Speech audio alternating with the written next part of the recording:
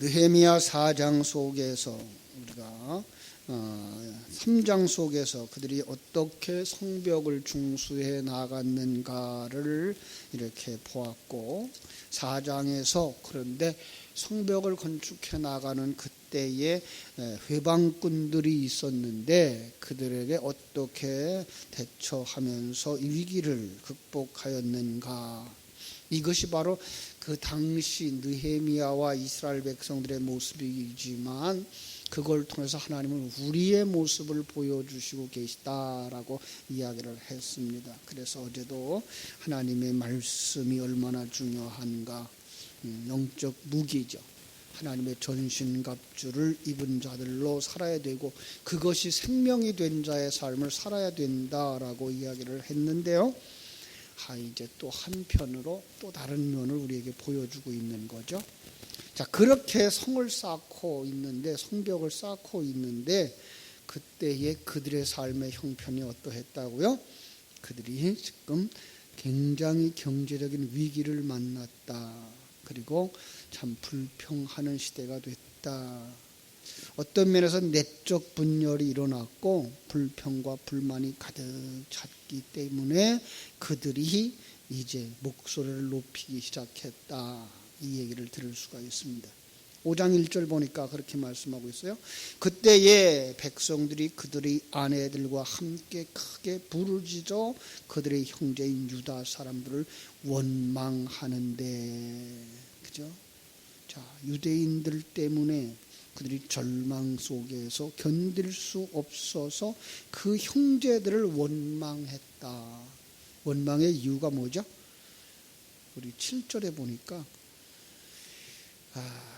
깊이 생각하고 귀족들과 민장들을 꾸짖어 그들에게 이르기를 너희가 각기 형제에게 높은 이자를 취하는도다. 그들이 형제들의 그 연약함과 가난함을 빌미로 삼아서 그들을 더 점점 더 어렵게 만들고 있었다라는 거예요.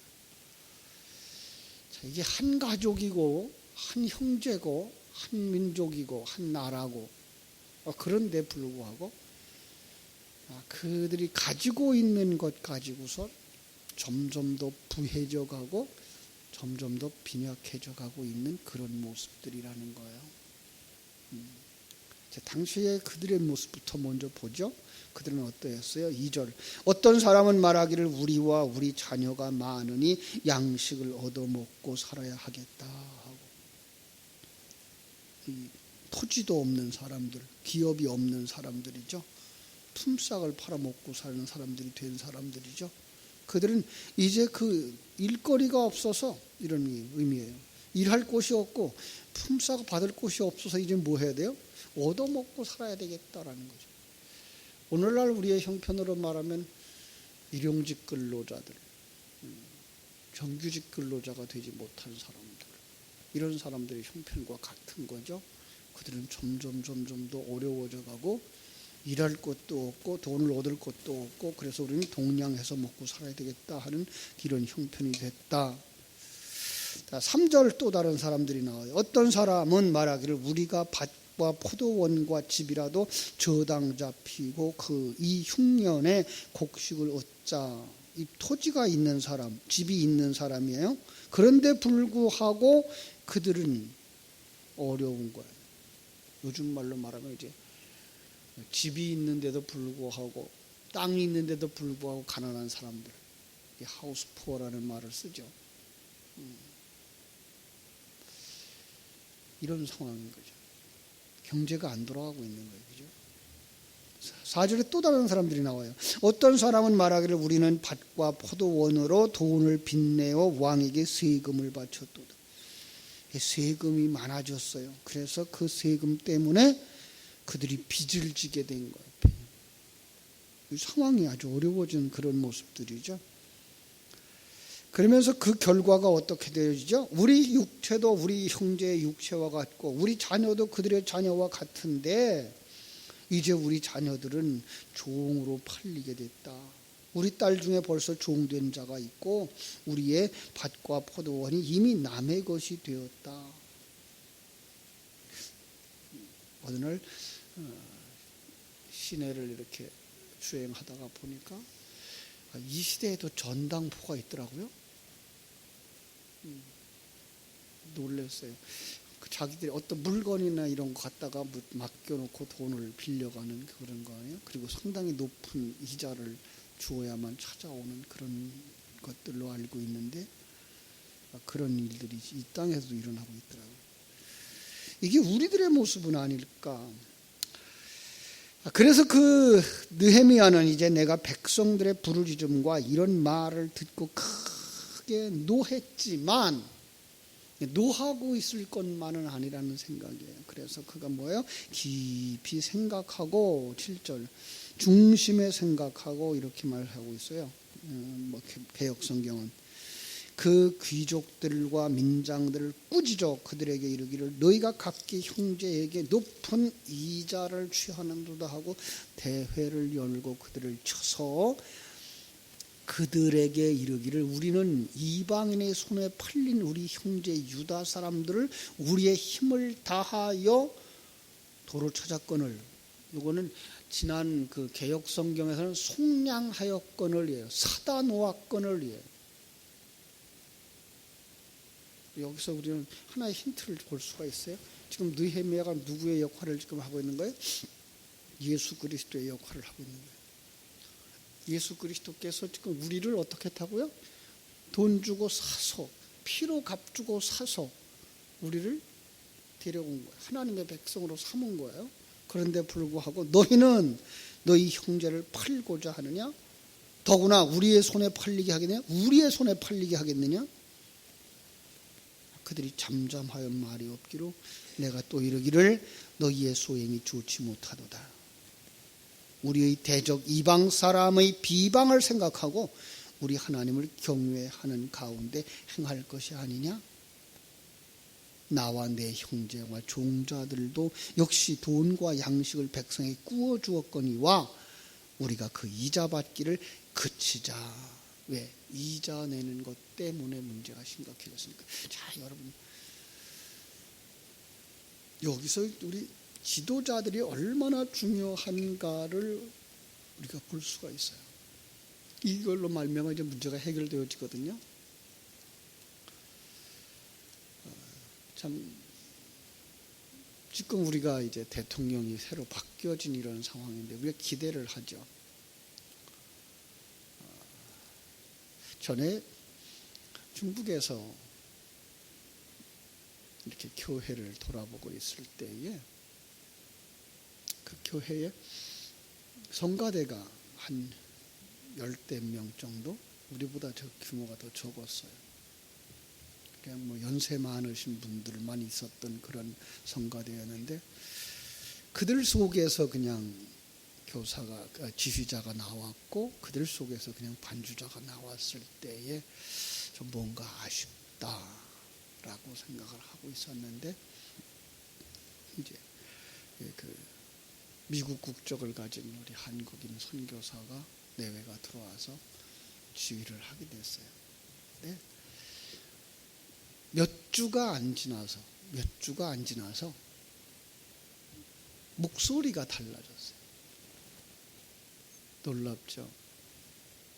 그래서 그때에 이 두 가지가 생각났어요. 하나는 명장 아래 약졸이 없다는 그 얘기를 그대로 생각나더라고요.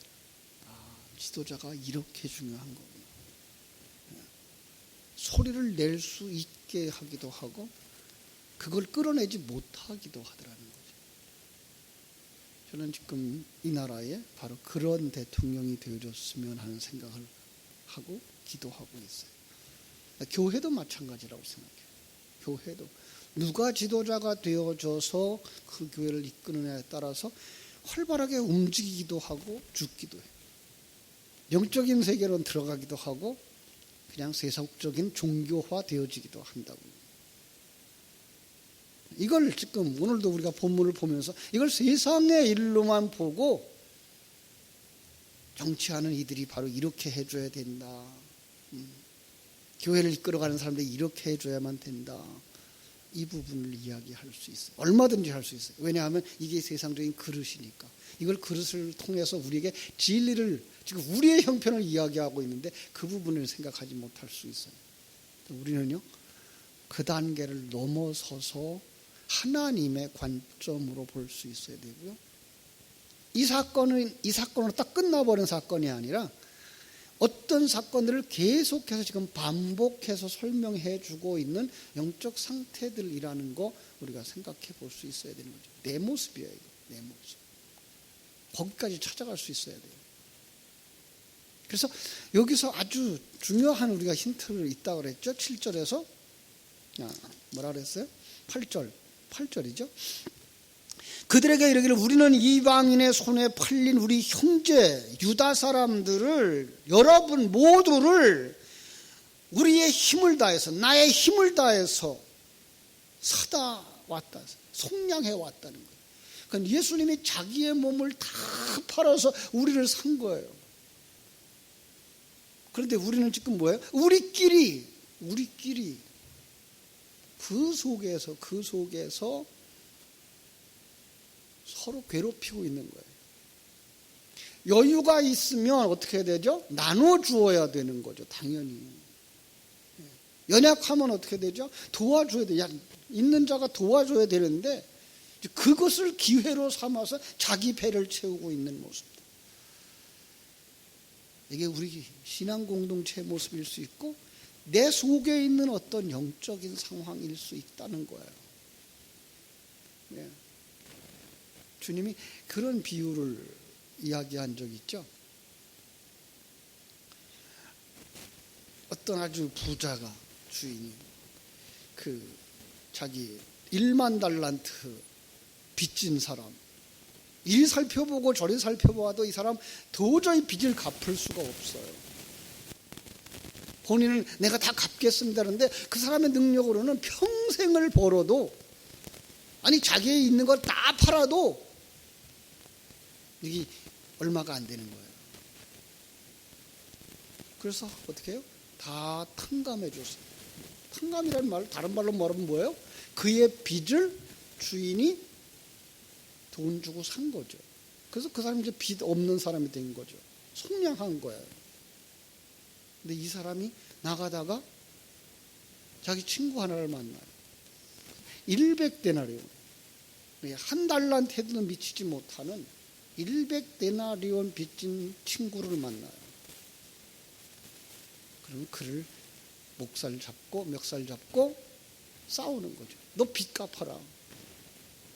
네 자식 새끼라도 다 팔아서 내 거 빚 갚아. 그리고 다 갚을 때까지 감옥에다 쳐넣었다. 그럼 감옥에다 넣어놓으면 어떻게 갚겠어요? 감옥에다 넣으면 그가 벌어야 빚을 갚는데 그가 감옥에 들어가면 도저히 빚을 갚을 수가 없는 거예요. 그러면 어떻게 돼요? 영원히 감옥에 있는 거죠. 무슨 말이죠? 그의 영혼을 지옥에 던져 넣은 거죠. 마치 연자맷돌을 목에 던져가지고 바닷속에 던진 것과 같아요. 죽은 거예요. 그걸 아는 주인이 어떻게 해요? 그를 다시 불러다가 그가 빚을 다 갚을 때까지 옥에다 가두는 거죠. 그러면 뭐예요? 영원히 나오지 못하는 거예요. 영원히 감옥에서. 어디예요? 지옥에서. 이게 우리의 이야기라고요. 우리는 이제 1만 달란트 빚진 옷을 탕감받은 자들인데 우리는 그걸 알지 못해요. 어떻게 상대를 용서해 줘야 될지, 어떻게 탕감해 줘야 될지 그것을 하지 못하는 거예요. 이걸 세상의 물질로 보지 마세요. 우리는 어떻게 무엇을 탕감받았죠? 우리가 죄인이라고 하는 거. 하나님을 대적하고 하나님의 원수가 되어졌던 존재, 내가 주인인 줄 알고 내가 왕인 줄 알고 내가 재판관인 줄 알고 내가 선지자인 줄 알고 살아왔던 하나님 나라의 대역죄인, 그게 예수 생명으로 복음으로 탕감받아진 자들이에요.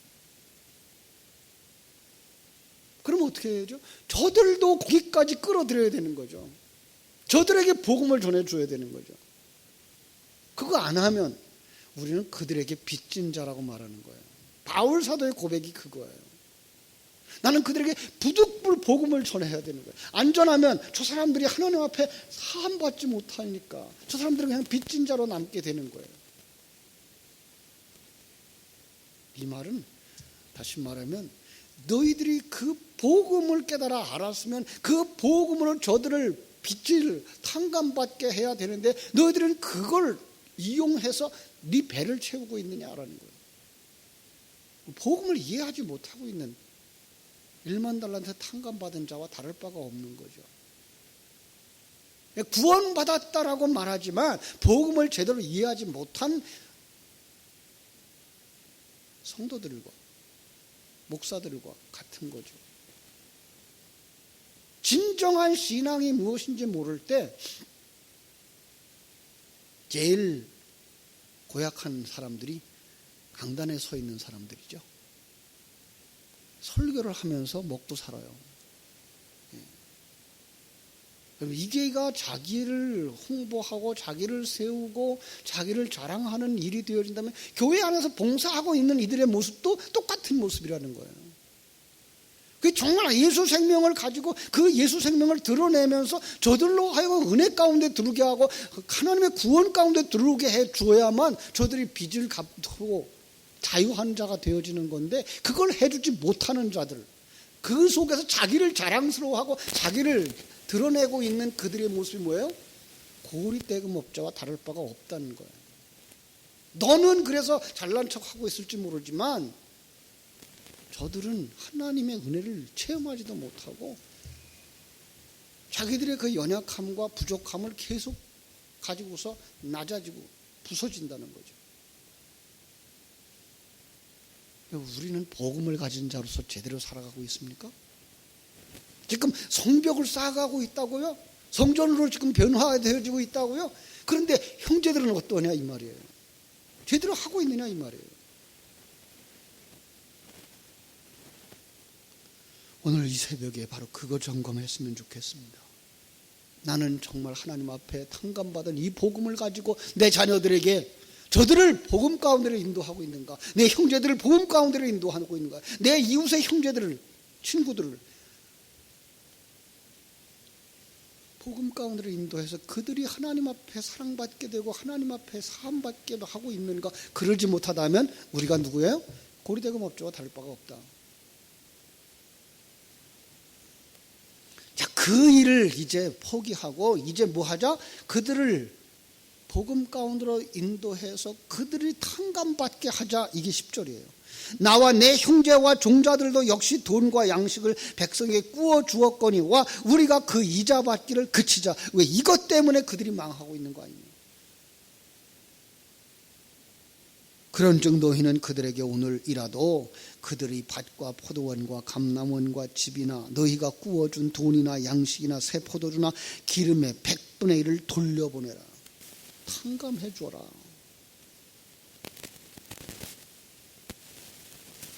자, 그 결과 어떻게 됐습니까? 이 12절. 그들이 말하기를 우리가 당신의 말씀대로 행하여 돌려보내고 그들에게서 아무것도 요구하지 아니하리이다. 어떻게 된 거야 이제? 그들로 하여금 탕감받는 자리로 그들을 이끌어 드리겠다는 거예요. 내 자녀를, 내 형제를, 내 이웃을. 그러자 느헤미야는 어떻게 일을 합니까? 제사장들을 불러요. 그래서 그들에게 뭐 하죠? 언약을 맺게 해요. 내가 제사장들을 불러 그들에게 그 말대로 하겠다고 맹세하게 하고 내가 옷자락을 털며 이르기를 그 말대로 행하지 아니하는 자는 모두 하나님이 또한 이와 같이 그 집과 산업에서 털어버리실지니 그들 곧 이렇게 털려서 빈손이 될지로다. 아니요, 털리면 어디로 가죠? 지옥으로 떨어지는 거죠. 그죠? 잘 보세요. 내가 옷자락을 털며 이르기를 이 말대로 행하지 아니하는 이는 모두 하나님이 또한 그와 같이 그 집과 산업에서 누구요? 하나님의 집과 하나님의 산업에서 떨어져 나가는 거예요. 그랬더니 회중들이 아멘, 그렇게 되어지기를 원합니다. 그리고 하나님을 찬송하고 그들이 그 말대로 순종하였더라. 복음으로 가득한 공동체로 다시 회복되어져 가는 겁니다. 누가 그 일을 해야 되죠? 이 새벽을 깨우는 우리가 해야 돼요. 우리가 먼저 정말 복음이 무엇인지 깨달아야 되고, 그 복음을 가지고 나아가서 그들도 용서함 받고 그들도 주님 앞에 사랑받을 수 있도록 이끌어내야만 그들이 사는 거예요.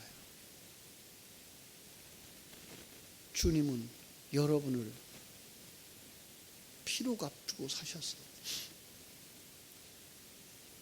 개인적인 우리 한 사람이 아니라 우리 공동체를, 우리 가족이라고 하는 공동체, 이 지역사회라고 하는 공동체, 이 나라와 민족이라고 하는 공동체, 교회라고 하는 공동체를 이제는 그 속에서 우리가 일어나서 빛을 발해야 되는 거예요.